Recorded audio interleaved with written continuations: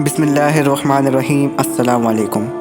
Islam and we کے معزز دوستوں، میں ہوں بلال حسین اور میں آپ لوگوں کو اس ویڈیو میں خوش آمدید کہتا ہوں۔ ناظرین، آج میں آپ کے سامنے حضرت یحییٰ علیہ السلام کا واقعہ لے کر آیا ہوں۔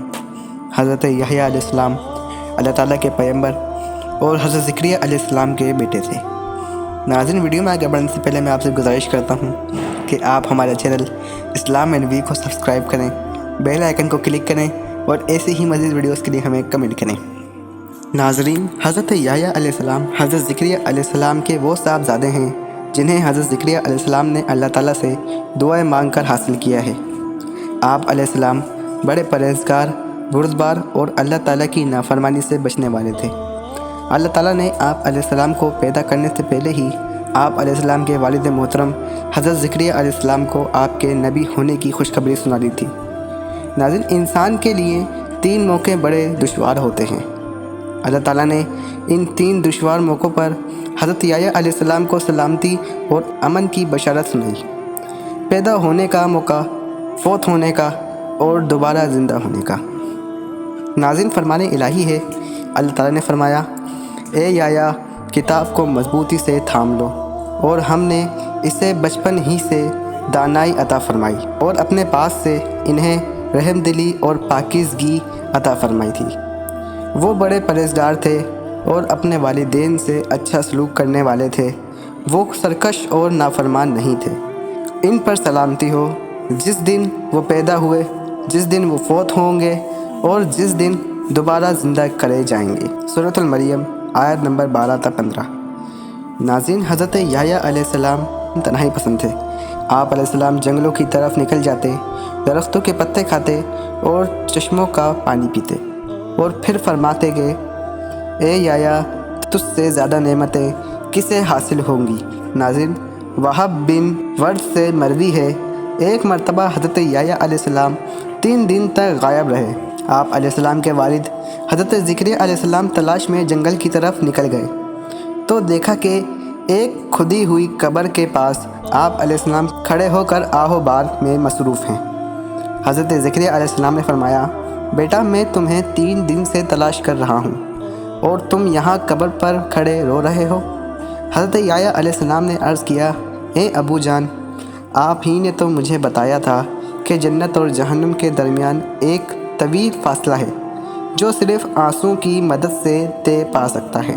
یہ سنتے ہی حضرت زکریا علیہ السلام نے فرمایا، جی ہاں میرے بیٹا، پھر خوب رو لو۔ ناظرین، باپ اور بیٹا مل کر دونوں آخرت کو یاد کر کر کافی دیر تک وہاں روتے رہے۔ فرمان الہی ہے، یہ لوگ نیک کاموں کی طرف جلدی کرتے تھے، ہمیں شوق اور خوف سے پکارتے تھے اور ہمارے سامنے عاجزی کرنے والے تھے۔ سورۃ الانبیاء آیت 90۔ ناظرین، دوسری جگہ ارشاد ہے، جو شخص اپنے رب کے سامنے کھڑا ہونے سے ڈرتا رہا اور اس نے اپنے نفس کو خواہش سے روکے رکھا تو بے شک اس کا ٹھکانہ جنت ہی ہے۔ سورۃ الانزیت آیت 40 تا 41۔ ناظرین، رسول اکرم صلی اللہ علیہ وآلہ وسلم نے فرمایا، اللہ تعالیٰ نے حضرت یحییٰ علیہ السلام کو حکم دیا کہ 5 باتوں پر عمل کرو اور بنی اسرائیل کو بھی ان پر عمل کرنے کی تلقین کرو۔ یحییٰ علیہ السلام کو اس حکم پر عمل کرنے میں کچھ تاخیر ہو گئی تو حضرت عیسیٰ علیہ السلام نے ان سے فرمایا کہ آپ کو 5 احکامات بنی اسرائیل کو پہنچانے کا حکم دیا گیا تھا، آپ انہیں یہ احکامات پہنچا دیں یا میں پہنچا دیتا ہوں۔ حضرت یحییٰ علیہ السلام نے عرض کیا، اے بھائی جان، میں خود ہی پہنچا دیتا ہوں، اس لیے کہ مجھے اس بات کا ڈر ہے کہ اگر آپ نے مجھ سے پہلے یہ احکامات بنی اسرائیل کو پہنچا دیے تو اللہ تعالیٰ مجھے سزا دے دیں گے۔ چنانچہ حضرت یحییٰ علیہ السلام نے بنی اسرائیل کو مسجد اقصیٰ میں جمع کیا اور ایک اونچی جگہ میں کھڑے ہو کر اللہ تعالیٰ کی حمد و ثنا بیان کرنے کے بعد فرمایا، اللہ تعالیٰ نے مجھے اور آپ لوگوں کو 5 باتوں پر عمل کرنے کا حکم دیا ہے، اور وہ 5 باتیں یہ ہیں۔ پہلی، صرف اللہ تعالیٰ کی عبادت کرو، اس کے ساتھ کسی کو شریک نہ ٹھہراؤ۔ شرک کی مثال اس غلام جیسی ہے جس کو اس کے مالک نے سونے یا چاندی کے عوض خریدا۔ وہ غلام کام تو کرتا ہے لیکن کمائی کی رقم اپنے آقا کے علاوہ وہ کسی دوسرے کو دیتا ہے۔ اب بتاؤ تم میں سے کوئی آدمی بھی اس بات کو پسند کرے گا کہ اس کا غلام ایسا ہو؟ اللہ تعالیٰ نے ہی تمہیں پیدا کیا ہے اور وہی تمہیں رزق دیتا ہے، لہذا تم اسی ایک اللہ کی عبادت کرو اور اس کے ساتھ کسی کو شریک نہ ٹھہراؤ۔ اور دوسری بات، تم خضوع و خشوع کے ساتھ نماز ادا کرو، کیونکہ جب تک تم نماز میں دوسری طرف متوجہ نہیں ہوتے، اللہ تعالیٰ بھی تمہاری طرف برابر اپنی رضا و رحمت کے ساتھ متوجہ رہتا ہے۔ تیسری چیز، روزے رکھو، اس لیے کہ روزے دار کی مثال اس آدمی کی طرح ہے جو ایک جماعت میں بیٹھا ہو اور اس کے پاس مشک کی تھیلی ہو۔ وہ مشک اسے بھی اور اس کے ساتھیوں کو بھی خوشبو سے معطر کر رہا ہے، اور روزے دار کی منہ کی بو کا خیال نہ کرو، اس لیے کہ اللہ تعالیٰ کے نزدیک روزے دار کے منہ کی بو مشک کی خوشبو سے بھی زیادہ پاکیزہ ہے۔ چوتھی بات، اللہ تعالیٰ کے عطا کردہ مال میں سے صدقہ دیا کرو، اس لیے کہ صدقہ دینے والے کی مثال اس آدمی کی طرح ہے جسے دشمنوں نے اچانک پکڑ لیا ہو اور اس کے ہاتھوں اور گردن کو باندھ کر مقتل کی طرف لے جا رہے ہو۔ وہ نا امیدی کی حالت میں یہ کہہ رہا ہو، کیا یہ ممکن ہے کہ میں مال دے کر اپنی جان چھڑا لوں؟ پھر وہ کچھ اپنی چیزیں فدیہ میں دے کر دشمنوں سے جان چھڑا لے۔ پانچویں بات، دن رات کثرت سے اللہ تعالیٰ کا ذکر کیا کرو، اس لیے کہ ذکر کرنے والے آدمی کی مثال اس آدمی کی طرح ہے جس کا دشمن تیزی کے ساتھ اس کا پیچھا کر رہا ہو اور وہ آدمی بھاگ کر کسی مضبوط قلعے میں پناہ حاصل کر کے دشمن سے محفوظ ہو جائے۔